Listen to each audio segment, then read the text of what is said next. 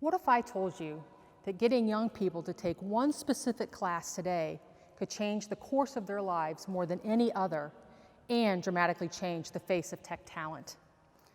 I want to tell you about two girls today. The one on the left is me, obviously a bit younger, and I was born and raised here in Indiana. The girl on the right is a friend of mine, Patience, and Patience was born in Nigeria and moved to the United States when she was just 12 years old. Now, you might think because we grew up worlds apart that we don't really have a lot in common, but we actually had a lot of the same interests. We were both fascinated by anything that had to do with technology. And in high school, we found ourselves at a similar crossroads. And it's only then that because of a very specific intervention that the paths of our lives started to diverge. Now, when I was younger, I loved graph paper and mechanical pencils. And because my dad was an engineer, we had plenty of both laying around the house. I was fascinated by all those neat rows and columns on the paper, and I would take his pencils and doodle for hours just drawing different three-dimensional shapes. I loved money, not because I thought money and its value was awesome, but I loved to dump my parents' change jar and organize the coins into different stacks. I even got geeked out about doing the laundry because I wanted to be the one that could match up all the different socks. And in school, when we got to do math, like real math, I was like, holy cow, I am in heaven, and especially once we started using graph paper. Now, all these little things, my entire personality actually, were signs that I could be happy and maybe even successful in some type of technical career like science or engineering or computer science. I was ripe for someone, really anyone, to encourage me to go down that path.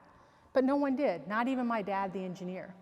And this was the early 80s, and the idea of girls going into any field like that, it just didn't seem to make sense.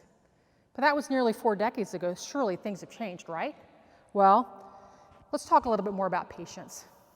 So when she first came to the United States, she was enamored by the television and all the different channels.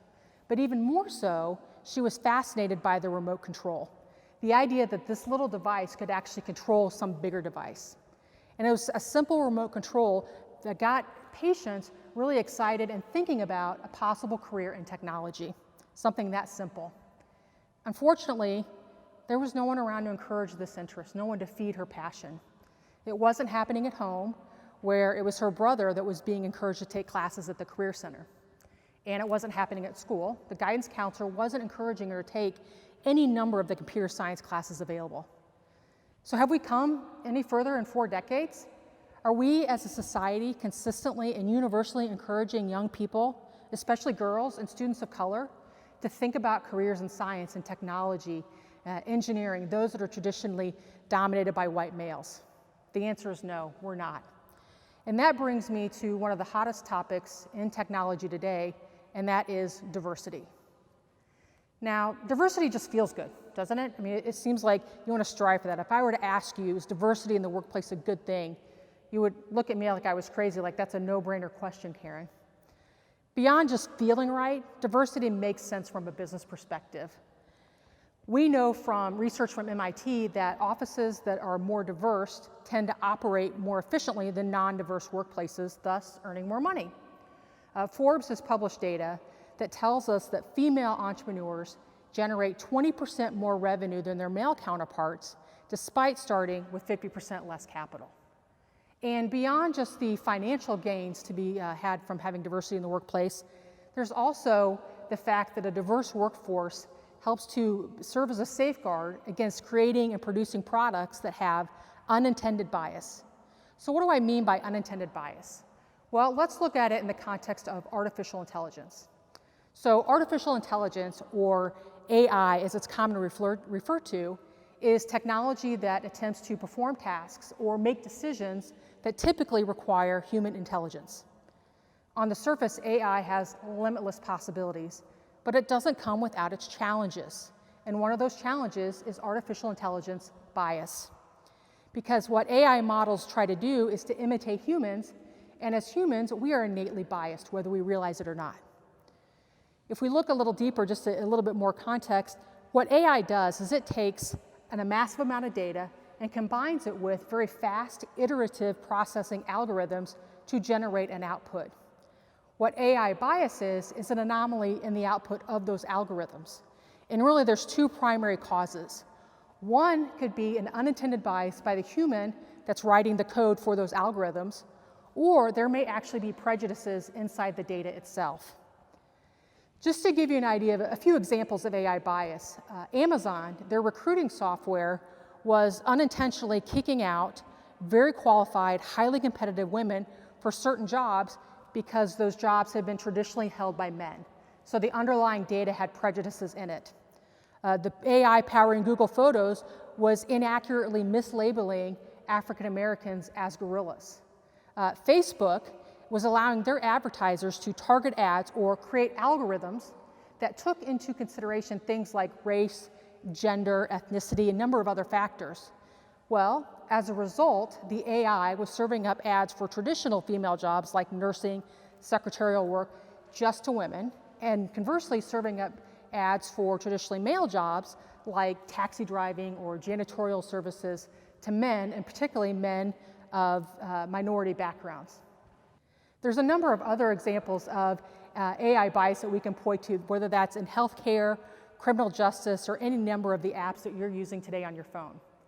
The question is, how do we avoid this? What can companies do to ensure that they're introducing products that don't have unintended bias? And it goes back to diversity. Companies have got to ensure that they involve in the development process individuals that bring different perspectives. That could be due to different experiences, life experiences, might be cultural backgrounds, or it could be everything from gender identities. But that is the critical piece of this. Now, you might think that tech companies, because they're typically seen as being on the cutting edge, that they would be ahead of the game when it comes to diversity. Well, you would actually be wrong. And in just a few seconds here, I'm going to show you pictures of the Microsoft leadership team through the years, and I just want you to look and see if you notice any patterns. So if we look at this, this goes all the way back to 1975 and then up to as recent as 2021. Consistently, what you're seeing is there's a lack of black and brown people in those photos and very few women. In fact, it's ironic that in 1975, as a percentage of overall leaders, there were more women then than there are today. So despite all of the attention that's been paid from the biggest of companies to the smallest in terms of building a diverse workforce over the course of the last 5 years, it seems that diversity has really fallen by the wayside, or at best stalled, at almost every level of the organization. So what are you to do? If the short-term efforts aren't paying off, what can we do as a community then to really change that face of tech talent? Well, my goal is to get everybody today to think about playing the long game. So what do I mean by the long game? It means taking the necessary steps now to set yourself up for long-term success. It means not sacrificing long-term goals for short-term wins. It's very critical that, let's reinforce that, not sacrificing long-term goals for short-term wins. So now, when we talk about changing the face of tech talent, do you see why I started today's conversation by talking about young people? If we want to play that long game of changing the face of changing the face of technology in the workforce, we have got to do everything in our power to encourage young people, particularly girls and students of color, to get excited about things like computer science, to think about careers in technology, and continue to feed that interest until they're able to actually take advantage of classes that can set them on their path forward. Now, the good news is that in Indiana, access is not an issue. We're one of the leading states in the country in that north of 80% of high schools offer at least one computer science class.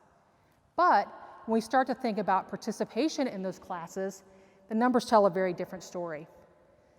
This is data from 2019-20 that says of the nearly 320,700-ish Indiana high school students, just north of 17,000 actually completed a computer science course. That's less than 5%, despite the fact that 80% of them at least had access to these classes. When we look at who the students were that were participating in these classes, you can see the majority of them identified as white, north of 66%. Just 12.3% of students actually identified as black. From a gender perspective, less than 20% of those students were actually girls.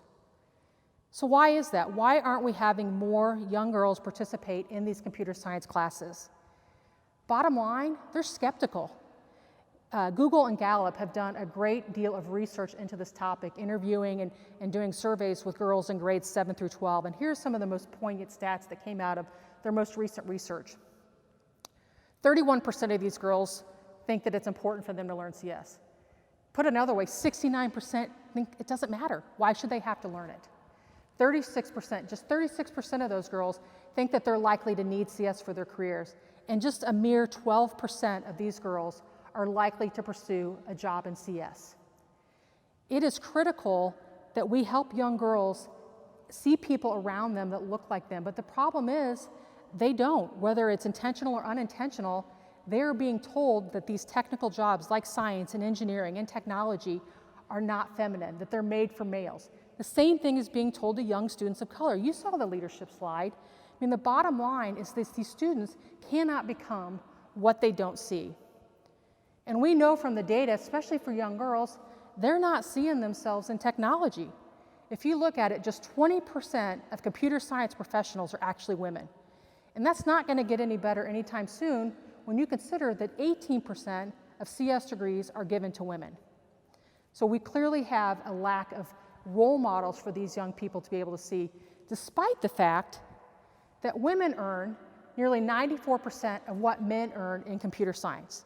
Now, I know right now you may be going, wait a minute, Karen, that's nothing to brag about. What should be 100%? Totally agree. But if you look across the full-time working women, the average pay gap is actually 82%. So here we have a career where women are getting as close to men as they're going to in a professional career, and it's going to create opportunity for them. Let me go back and talk about Patience a little bit more. I first met her through her brother, Daniel, the same brother that I mentioned was taking classes at the Career Center in their high school. Daniel had applied to be part of this immersive program during the summer for high school students that wanted to go into a career in technology.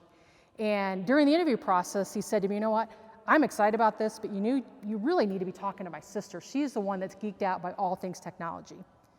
All right, so I took Daniel's advice and we talked to Patience. And it was clear from the initial conversation that despite the fact that this young lady had never taken a computer science class, that she had never been encouraged at home or at school, she was passionate and she was determined that she was going to have a career in technology. So we took her into the program, and she ended up being actually just one of 3 girls that summer. By the end of it, she had gone from a young woman with just a fire-burning interest to somebody with a plan. When she went back to high school that fall, she started taking computer science courses, and she worked her way into earning a full-ride scholarship to study technology at Taylor University. And I'm so excited to share that she'll be graduating in just a few weeks with a number of job prospects available to her. I remember I once asked Patience, how come there's just 3 of you here? You've been through this experience. It's the most amazing thing, in your own words. Why is that? And this is what she said back to me. She said, girls just aren't encouraged to do CS. It's either seen as hard or complicated path that only certain people can get through, and typically those people are male. We need encouragement, and we need someone we can relate to. Patience is a prime example of what it means to play the long game. Here was a young girl whose interest was fueled by a remote control. We invested in her, and now she's on the cusp of graduating from college and as a Black woman entering the tech workforce. And I'm confident she's not going to be just an amazing tech employee. She is going to be an agent of change when it comes to the diversity conversation. What we need to do as a community is work diligently to find all the Patiences out there. We need to find all the young people, the young girls, the students of color, and we need to tell them that you too can become a creator of technology. You can earn scholarships. You can make it through university. If we do that consistently enough and we commit ourselves to doing this over the long run, what's going to happen is we'll go from leadership teams that look like this to leadership teams that look like this. Thank you.